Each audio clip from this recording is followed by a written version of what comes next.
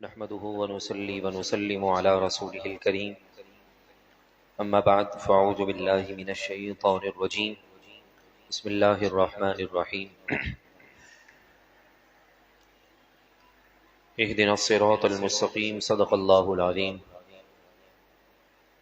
رب العالمین کا جتنا شکر ادا کریں کم ہے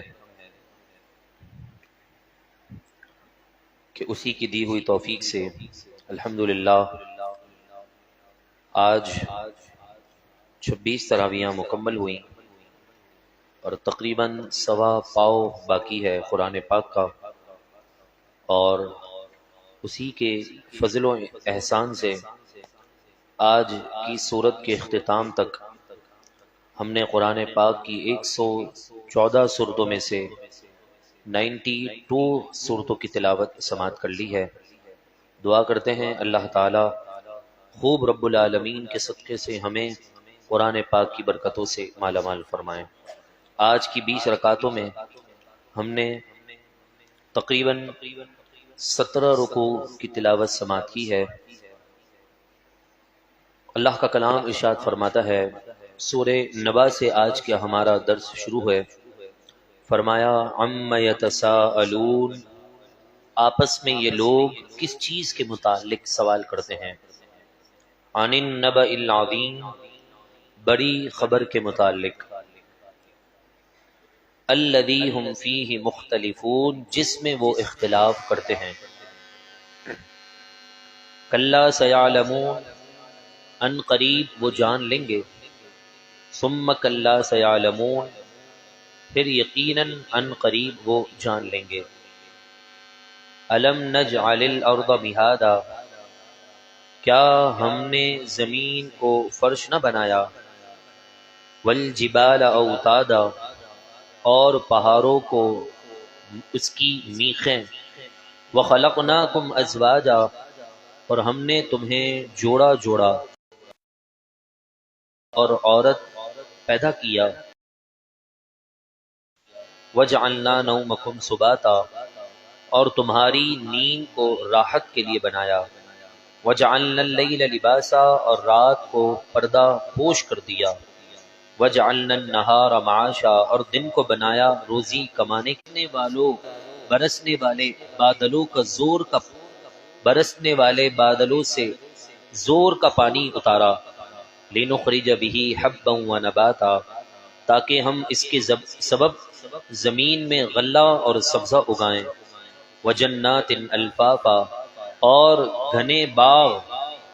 ساری نعمتیں رب العالمین نے گنوائیں کہ زمین بنائے، آسمان، سورج، ستارے چمکتے ہوئے، ساری چیزیں اللہ رب العالمین نے بنانے کے بعد یہ فیصلہ سنا دیا کہ جو اللہ تبارک و تعالی کا بندہ ہے، متقی اور پرہیزگار ہے، وہ یقیناً اللہ رب العالمین کی ان نعمتوں سے لطف اندوز ہوتا ہے۔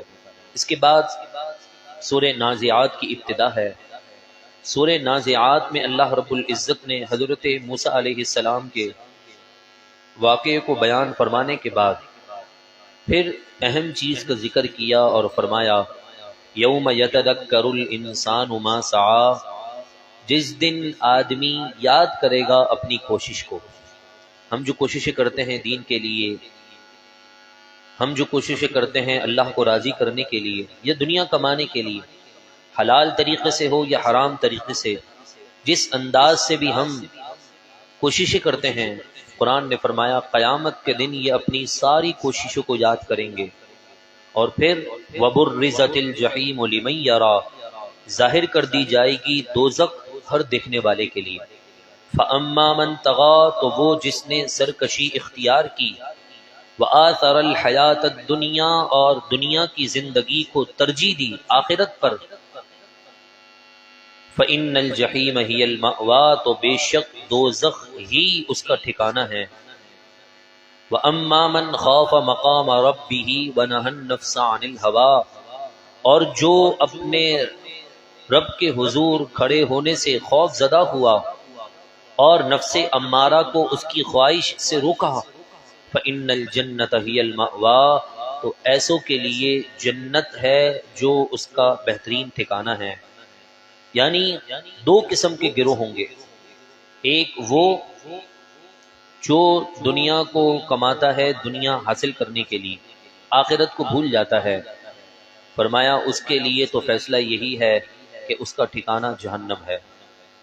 اور جو دنیا میں رہتے ہوئے دنیا حاصل اس لیے کرتا ہے کہ میں دولت کے ذریعے سے دولت یا پھر دولت کے ذریعے سے شہرت نہیں، بلکہ میں اس دولت کے ذریعے سے رب کی رضا حاصل کروں گا، دین پر کسی کو ترجیح نہیں دوں گا، آخرت کے معاملے پر میں کسی سے کوئی کمپرومائز نہیں کروں گا، حضور کی عزت اور ناموس کے لیے میں ہر وقت تیار رہوں گا، تو فرمایا اس کی آنکھ یہاں بند ہوتی ہے، فَإِنَّ الْجَنَّةَ هِيَ الْمَأْوَىٰ، بے شک جنت میں ہی اس کا ٹھکانہ داخل ہو جاتا ہے، یعنی اللہ تعالیٰ اسے جنت عطا فرما دیتا ہے۔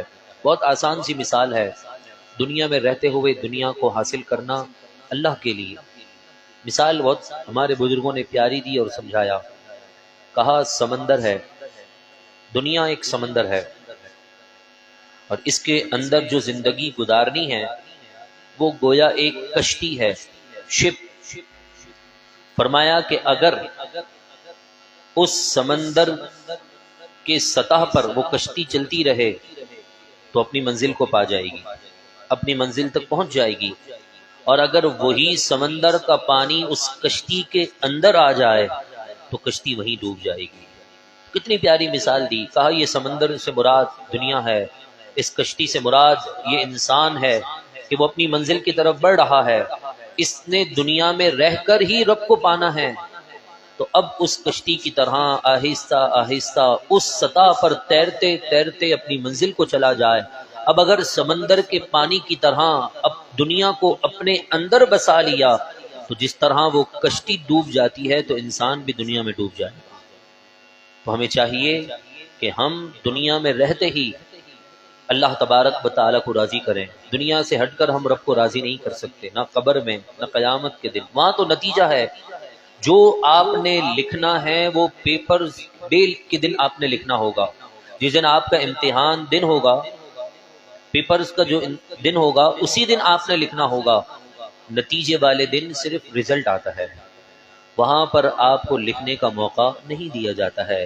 تو یہ امتحان گاہ ہے، آپ کا ایگزامینیشن ہال ہے یہ پوری دنیا، اس میں جو آپ لکھیں گے، جو آپ کریں گے، جو آپ یاد رکھیں گے، رزلٹ والے دن قیامت کے دن، جس کے بارے میں سورہ فاتحہ میں فرمایا اور سورہ فاتر کے اندر فرمایا کہ اس دن کہ جس دن کوئی فیصلہ کرنے والا نہ ہوگا رب کے فیصلے کے سوا، مالک یوم الدین، وہی روز جزا کا مالک ہے، رزلٹ والے دن پھر ہمارے کو ہماری اس کوشش، ہمارے اس جو ہے اعمال کا صلہ قیامت کے دن مل جائے گا۔ اور اگر ہم صرف دنیا حاصل کرتے رہے، دنیا دنیا ہی دنیا کرتے رہے، تو یاد رکھیے گا زندگی کے 4 دن یوں گزر جائیں گے اور پتہ نہیں چلے گا۔ دیکھیے رمضان المبارک کے یہ 25 روزے اور 26 تراویح بھی گزر چکی ہیں، اس کے بعد اللہ رب العزت نے سورہ تکویر کے اندر جہنم کا ذکر کیا، اور جہنم کے ذکر کے ساتھ ساتھ ایک آس بھی دی، گناہ گاروں کو امید بھی دلا دی کہ جہنم کا ذکر، قیامت کا ذکر اس لیے نہیں کیا جا رہا کہ مجرم اور جرم میں پختہ ہو جائے، گناہ گار اور گناہ کرے، نہ، وہ یہ نہ سوچے کہ میں تو اب مجرم بن ہی گیا ہوں، سزا تو ملنی ہی ہے، تو کیوں نہ میں زندگی اپنی مرضی کے مطابق گزار لوں۔ کہا نہیں، جس قیامت کے دن اتنی ہولناکیاں ہیں کہ سورج پلٹ دیا جائے گا، زمین خزانے باہر نکال دے گی، تارے اپنی جگہ چھوڑ دیں گے، پہاڑ ہوا میں اڑنا شروع ہو جائیں گے، اس قرب قیامت کے بعد جب قیامت قائم ہوگی، رب کا جو ہے وہ جلال عروج پر ہوگا، پھر اس کے بعد کیا ہوگا؟ فرمایا وما هو علی الغیب بضنین، غیب بتانے والے نبی تمہاری مدد کریں گے، اور یہ غیب بتانے والے نبی غیب بتانے میں بخل نہیں کرتے ہیں۔ وہ عظیم ہستی قیامت کے دن بھی میرے اور آپ کے لیے سہارا بن کر آئے گی۔ دیکھیے قبر کے اندر بھی رسول اللہ صلی اللہ علیہ وسلم میرے لیے اور آپ کے لیے سہارا بنیں گے۔ قیامت کے دن بھی رسول اللہ میرے لیے اور آپ کے لیے سہارا بنیں گے۔ میرے محبوب علیہ الصلوۃ والسلام نے فرمایا قیامت کے دن سب سے پہلے میں اٹھایا جاؤں گا، میرے نقش قدم پر ابو بکر اٹھیں گے، پھر عمر، پھر اہل بقیع، پھر ساری جماعتیں، سارے قبرستان سے مسلمان اٹھتے اٹھتے پھر میدان محشر میں جمع ہوں گے۔ 50,000 سال کا وہ دن ہوگا۔ آج حضرت عیسیٰ علیہ السلام کو آسمان پر بلند ہوئے بھی 2022 سال ہوئے ہیں بس، تو 50,000 سال کا دن، اندازہ لگائیے کتنا طویل دن ہوگا۔ یعنی جس دن حضرت عیسیٰ علیہ السلام آسمان کی طرف بلند ہوئے نا، اس دن سے لے کر اب تک کے جو دن ہیں وہ قیامت کے دن کا آدھا دن بھی نہیں ہوگا۔ ابھی بھی مزید 3 سال اور گزریں گے نا، تو آپ سمجھ لیجئے کہ یہ بات بنے گی۔ اب اندازہ لگائیے کتنا طویل دن ہوگا۔ تو پھر ہمیں چاہیے کہ ہم اس دن کی تیاری کر لیں، لیکن وہ 50,000 سال کا دن رسول اللہ کے غلاموں کے لیے نماز عصر کی اوقات کے برابر کر دیا جائے گا۔ نماز عصر میں کتنا وقت لگتا ہے؟ 5 منٹ، 7 منٹ، 10 منٹ، بس، اس سے زیادہ نہیں ہے۔ کہا رسول اللہ کا جو سچا عاشق ہوگا یہ 50,000 سال کا دن اس کے لیے صرف دنیاوی 10 منٹ کے برابر ہو جائیں گے، اور وہ دن اتنی تیزی کے ساتھ ان کے لیے گزر جائے گا کہ قیامت کے دن وہ اور لوگوں سے ممتاز ہو کر بلا حساب و کتاب حضور کی شفاعت کے صدقے سے جنت میں داخل ہو جائیں گے۔ یہ اللہ تبارک و تعالیٰ ان خوش نصیبوں کو یہ انعام اور اکرام سے نوازے گا جو رسول اللہ کے سچے عاشق ہیں، جنہوں نے اس دنیا میں اپنی زندگی کو حضور کے نام پر ختم کر دیا۔ قیامت کے دن یہ 50,000 سال کا دن ان کے لیے صرف 10 سے 12 منٹ کی حیثیت رکھے گا۔ فرمایا وما هو علی الغیب بضنین، اور یہ نبی غیب بتانے میں بخیل نہیں ہے۔ جب قرآن کہہ دے نبی غیب بتانے میں بخیل نہیں، بخیل کنجوس کو بولتے ہیں، عربی کا ورڈ ہے، اردو میں بھی استعمال ہوتا ہے۔ نبی غیب بتانے میں بخل نہیں کرتے، کنجوسی نہیں کرتے، بخیل نہیں ہیں۔ تو اب سوال ہے کہ نبی غیب کس کو بتاتے ہو؟ کسی کو تو بتائیں گے نا، نہیں بتائیں گے تو بخیل ہو جائیں گے۔ میں کہوں بھائی فلاں آدمی بخیل نہیں ہے، یعنی کنجوس نہیں ہے، خرچ کرتا ہے، دیتا رہتا ہے، خرچ کرتا رہتا ہے، خرچ کرتا رہتا ہے، باپ مجھے بتائیے وہ خرچ کرنا چھوڑ دے تو اس کو کوئی سخی تھوڑی بولے گا، بخیل بولیں گے اس کو کہ یہ کنجوس ہے۔ جب قرآن نے کہہ دیا کہ نبی غیب بتانے میں بخل نہیں کرتے تو کسی نہ کسی کو تو بتایا ہوگا، وہ کس کو بتایا ہوگا؟ وہ یقیناً اللہ تبارک و تعالیٰ کے محبوب نے اپنے پیارے صحابہ کو غیب کی خبریں عطا فرمائی تھی۔ ایک صحابی رسول ہیں، وہ کہتے ہیں اللہ کے نبی علیہ الصلوۃ والسلام ایک دن فجر کی نماز کے بعد واعظ و نصیحت کے لیے منبر رسول پر تشریف فرما ہوئے۔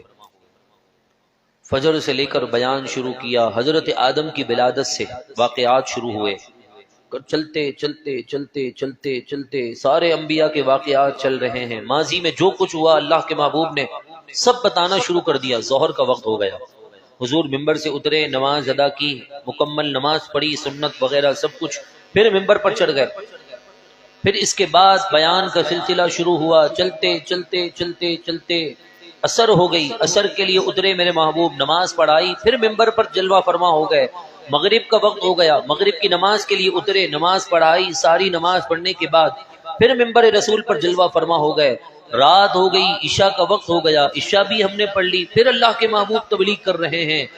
صبح سے لے کر رات تک کے حصے میں اللہ نے حضرت آدم کی ولادت سے لے کر قیامت کے دن جو آخری شخص جنت میں جائے گا اس کا نام تک بتا دیا، اور جو شخص آخر میں جہنم میں جائے گا اس کا بھی نام بتا دیا۔ گویا ایک دن میں اللہ کے محبوب نے ما کانا وما یکون کا سارا علم مسلمانوں کو عطا فرما دیا۔ ایک دن کے اندر پوری کائنات، اور یہ بھی بتا دیا کہ آخر میں کون جنت میں جائے گا۔ ایک موقع پر صحابی رسول کہتے ہیں حضور علیہ الصلوۃ والسلام اپنے حجرے سے باہر آئے، اور 2 کتابیں ہاتھ میں تھی. پوچھا اے میرے صحابہ ان کتابوں کے بارے میں جانتے ہو؟ سیدھا ہاتھ اونچا کیا، کتاب ہاتھ میں تھی. کسی نے کہا یا رسول اللہ ہو سکتا ہے قرآن ہے، ہو سکتا ہے تورات ہو، انجیل ہو، کوئی اور کتاب ہو. حضور نے ہر بات میں کہا لا لا، نہیں، نہ قرآن ہے نہ کوئی اور کتاب. کہا یا رسول اللہ اللہ اور اس کا رسول ہی بہتر جانے، آپ ہی بتا دیں.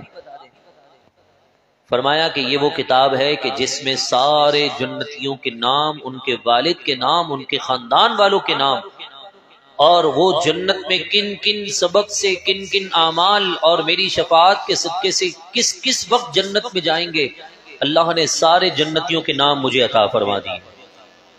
پھر اس کے بعد دوسری کتاب دکھائی اور کہا کہ اس کتاب کا علم ہے. کسی نے کہا قرآن ہوگا، کسی نے کیا، پھر آخر میں یہی کہا اللہ و رسول عالم، اللہ اس کا حبیب بھی بہتر جانتا ہے. یا رسول اللہ اب آپ ہی بتا دیجیے. کہا اس کتاب کے اندر جہنمیوں کے نام، ان کے والد کے نام، ان کے قبیلے، خاندان، ان کی زبانوں کے نام سب موجود ہیں.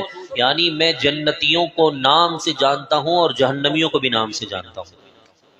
مجھے بتائیے کون جنتی ہے کون جہنمی ہے؟ یہ تو مستقبل کی بات ہے، اور مستقبل کی بات کا علم رکھنا ہی غیب ہوتا ہے.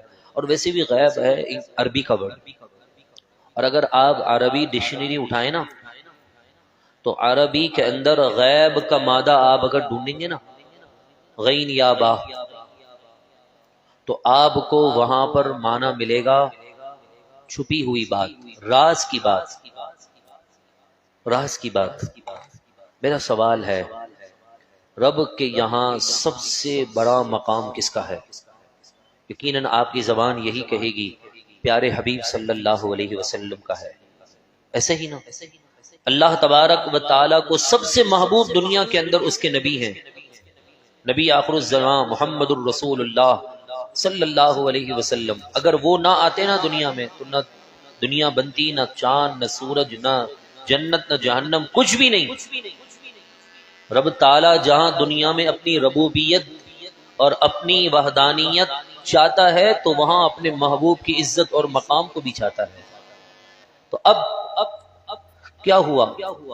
اللہ تبارک و تعالی غیب، عالم الغیب ہے، علام الغیوب ہے، سارے غیبوں کا جاننے والا ہے. غیب کہتے ہیں راز کی بات کو. اب راز کی بات جانتا ہے کسی کو تو بتائے گا نا، جس طرح ہم بھی اپنے سیکریٹ آدمی کو، بیسٹ فرینڈ کو جو بہت زیادہ کلوز ہوتا ہے، اس کو اپنے راز کی بات بتاتے ہیں. رب کے یہاں سب سے کلوز، سب سے قریب، سب سے اونچا مقام اس دنیا میں رب العالمین کی ذات کے بعد اگر کسی کا ہے تو وہ آقا علیہ الصلوۃ والسلام کا ہے. جس طرح ہم اپنے دوست کو، اپنے حبیب کو، اپنے صدیق کو، اپنے بیسٹ فرینڈ کو راز کی بات بتاتے ہیں، بلا تشبیہ بلا مثال میرا رب بھی اپنے محبوب کو راز کی بات، غیب کی خبر اور ان غیب کی خبروں کو بتانے کے بعد کہہ دیا کہ پیارے حبیب بخل نہ کرنا، یہ غیب کی خبر چھپانا مت، اپنے غلاموں کو بھی بتا دینا. ہم تو کیا کرتے ہیں راز کی بات بتاتے ہیں نا، ایک جملہ اضافہ کر دیتے ہیں، یار کسی کو بتانا نہیں، تم تو میرے اپنے ہو نا اس لیے میں نے بتایا ہے، راز کی بات ہے. لیکن میرے محبوب کو اور میرے پاک پروردگار کو اپنے حبیب سے کتنا پیار تھا، راز کی بات بتا کر بھی کہہ دیا وما هو علی الغیب بدنین. اور پیارے تو یعنی غیب کی بات بتانے میں، غیب کی خبریں دینے میں بخل نہ کرنا. اور قرآن نے بھی بتا دیا واقعی میں جیسا رب نے چاہا اپنے حبیب کے لیے ویسا ہی اس کے حبیب نے کر دیا کہ وما هو علی الغیب بدنین. اور یہ غیب بتانے میں میرے محبوب بخل نہیں کرتے ہیں. ایک اور بات مزے کی ہے، بعض لوگ بڑی عجیب باتیں کرتے ہیں، اللہ تعالیٰ انہیں ہدایت نصیب فرمائے. سب کا آمین کہہ دینا، آمین. دعا دیتے ہیں پھر بھی مسئلہ ہوتا ہے، اور سخت الفاظ کے ساتھ کبھی دعا ہو جاتی ہے پھر بھی آپ کو مشکل لگتی ہے. لہذا اللہ تعالیٰ انہیں ہدایت نصیب فرمائے. وہ لوگ کیا کہتے ہیں؟ وہ کہتے ہیں کہ نعوذ باللہ من ذالک، اگر حضور کے پاس غیب کا علم ہوتا تو حضرت عائشہ کا ہار بتا کیوں نہیں دیا؟ اگر حضور کے پاس غیب کا علم ہوتا تو ابو جہل کے نفاق کو پہچان کیوں نہیں لیا؟ اعتراض کرنے والا تو پھر جاہل ہی ہوتا ہے نا، آپ کو تو پتہ ہے. جتنا بھی آپ کر لیں اس کو اعتراض کرنا ہے تو کرنا ہے، کیونکہ اس کی اینک میں مسئلہ ہے نا، اس کے دیکھنے میں مسئلہ ہے۔ آپ اگر بلیک چشمہ پہنے اور سورج میں نکلیں، کہیں سورج نکلا ہی نہیں ہے، اتنی دھوپ ہی نہیں ہے، روشنی روشنی چھاؤں چھاؤں چل رہا ہے، تو لوگ بولیں گے بھائی آپ نے چشمہ پہنا ہوا ہے، ایسے ہی ہے نا۔ اور اگر آپ ایسے ہی باہر نکل جائیں دھوپ میں تو آنکھوں پر چبھے گی۔ تو انسان کا اگر چشمہ صاف ہونا، دیکھنے کا انداز درست ہونا، تو برائی کے اندر بھی اچھائی نظر آ جاتی ہے، برائی کے اندر بھی اچھائی نظر آ جاتی ہے۔ مگر جنہیں اللہ نے کسی برائی میں رکھا ہی نہیں، بے عیب پیدا کیا ہے، لوگ اس ذات کے اندر عیب تلاش کرنے کی کوشش کرتے ہیں۔ اس سے بڑا دنیا کے اندر اندھا کون ہوگا؟ وہ سمن بھی ہیں، بکمن بھی ہیں، امجن بھی ہیں، گونگے بھی ہیں، اندھے بھی ہیں، بہرے بھی ہیں، قوم لا یعقلون، ذرا بھی عقل نہیں ہے، بے عقلے لوگ ہیں۔ اور بے عقلے لوگوں کو ہم اپنی زبان کے اندر جیم الف ہا لام کے لفظ کے ساتھ یاد کرتے ہیں۔ چلے ممبر رسول سے میں نہیں کہتا، مگر وہ ایک بات کہتے ہیں، نعوذ باللہ من ذالک، وہ کہتے ہیں کہ نبی کے پاس اگر غیب کا علم ہوتا تو پھر وہ ہار کے بارے میں بتا دیتے۔ نبی کے پاس اگر غیب کا علم ہوتا تو جب صحابی رسول نے آ کر کہا تھا کہ یا رسول اللہ قیامت کے دن میرا کیا ٹھکانہ ہوگا، اللہ کے محبوب نے فرمایا اللہ جانے، مگر یہ بھی بتایا کہ اس طرح حساب ہوگا، اس طرح حساب ہوگا، اس طرح حساب ہوگا۔ تو کہا اس صحابی کو بتا کیوں نہیں دیا؟ تو میرا سوال یہ ہے کہ قیامت کا دن تو بعد میں آنا ہے، ابھی بھی پتہ نہیں کب آئے گی، حساب ایسے ہوگا ویسا ہوگا، قیامت کے دن پل صراط سے گزرنا ہوگا، میزان قائم ہوگا، ترازو ہوں گے، سارے اعمال تولے جائیں گے، یہ کس نے بتایا ہے؟ ابھی قیامت تو برپا ہوئی نہیں ہے، مستقبل کی بات اللہ کے محبوب نے بتا دی، اسی کو تو غیب کا علم کہا جاتا ہے۔ اور اگر یہی اعتراض جو حضور کی ذات پر کیا جاتا ہے تو مجھے بتائیے، ایک اعتراض جو بھی کرتے ہیں کہ کہا اگر غیب کا علم ہوتا بھی نا تو حضور کو سب پتا چل گیا، جب پتا چل گیا تو غیب غیب نہیں ہوتا، غیب کہتے ہیں چھپی ہوئی بات کو، جب غیب کا علم آ گیا تو وہ غیب غیب نہیں رہا، وہ ظاہر ہو گیا۔ تو بھائی یہی بات اللہ تبارک و تعالی کی ذات کے لیے بھی ہے کہ اس کے لیے کوئی چیز چھپی ہوئی نہیں ہے، تو پھر اس کو علام الغیوب کیوں کہا جاتا ہے؟ وہ اسی لیے کہا جاتا ہے کہ ہمیں اس کا علم نہیں، ہمارے لیے وہ غیب ہے، رب کے لیے کوئی چیز غیب نہیں، جو چیز ہمارے لیے غیب ہے ہم اس اعتبار سے یہ کہتے ہیں کہ علام الغیوب ہے، وہ ساری غیبوں کے جاننے والا ذاتی اعتبار سے ہے، اور اس نے اپنے حبیب کو عطائی طور پر علم غیب عطا فرما دیا ہے۔ اور آخر میں ایک بات اور بس، بعض لوگ غیب کے علم کی نفی کرتے نا، تو علم کی جس سے نفی کی جائے نا، علم کی جس سے نفی کی جائے دنیا کے اندر اسے نعوذ باللہ من ذالک ان پڑھ کہا جاتا ہے۔ بھائی آپ کے پاس علم ہے یا نہیں ہے تو ٹھیک ہے، نہیں تو یقیناً دنیا آپ کو ان پڑھ کہے گی۔ ان ڈائریکٹلی طور پر وہ نبی سے علم کی نفی کر کے کیا کہنا چاہتے ہیں؟ حضور کو کس مقام پر لے کر جانا چاہتے ہیں؟ میں کہوں آپ کے والد صاحب کے پاس بہت علم ہے، اور دوسرا وہ شخص ہے جس کے والد کے پاس علم نہیں، کوئی نالج نہیں، کوئی چیز ایسی نہیں جس سے وہ تعلیم حاصل کرتے، دونوں کے والد میں فرق ہوگا، ایک جاننے والا ہوگا اور ایک بغیر جاننے والا ہوگا۔ بغیر جاننے والے کو یا تو آپ یہ کہیں گے کہ ان پڑھ، جاہل، گوار، اور جاننے والے کو آپ کہیں گے کہ بھائی یہ نالج والا ہے، تعلیم یافتہ ہے، پڑھا لکھا طبقہ ہے۔ مجھے بتائیے اگر کسی انسان کے لیے علم کی نفی کی جائے تو وہ اس کو آپ کیا کہہ رہے ہیں؟ میں تو اپنی زبان سے نہیں کہہ سکتا، اتنا کہوں گا میں تو مالک ہی کہوں گا کہ وہ مالک کے حبیب یعنی محبوب و محب میں نہیں میرا تیرا، وہ مالک ہیں اور پیارے آقا ان کے حبیب ہیں، حبیب اور مالک، رب اور اس کے خاص بندہ عبد مصطفیٰ کے یہاں کوئی تیرا میرا نہیں ہے، جو حضور کا ہے وہ رب کا ہے، جو رب کا ہے وہ حضور کا بن جاتا ہے۔ لہذا ہمیں چاہیے کہ ہم اس فلسفے کو سمجھیں۔ اس کے بعد رب العالمین نے جو ہے وہ سورہ مطففین، اور اس کے اندر بھی قیامت کا ذکر، اتنا یاد رکھیں کہ مکی صورتوں کے اندر قیامت کا، جہنم کا اور کافروں کی زیادہ باتیں ہوتی ہیں۔ جتنی صورتیں ہیں ان تمام صورتوں کے اندر تقریباً جہنم ہی کا ذکر ہے۔ دعا کرتے ہیں اللہ تعالی ہم سب کو جہنم سے آزادی نصیب فرمائیں۔ قیامت کے دن رب العالمین محبوب کے صدقے سے شفاعت عظمی نصیب فرمائیں، اور ہماری نسلوں کو بھی رسول اللہ صلی اللہ علیہ وسلم کی سچی غلامی، سچا عشق اور حضور علیہ الصلاۃ والسلام کے نام پر فدا ہونے والی زندگی عطا فرمائیں۔ آمین۔ گفتگو کے دوران کوئی بات، کوئی جملہ جس سے توبہ لازم ہو، رب کائنات معاف فرمائیں، میرا اور آپ کا حامی و ناصر ہو۔ وما علینا الا البلاغ المبین۔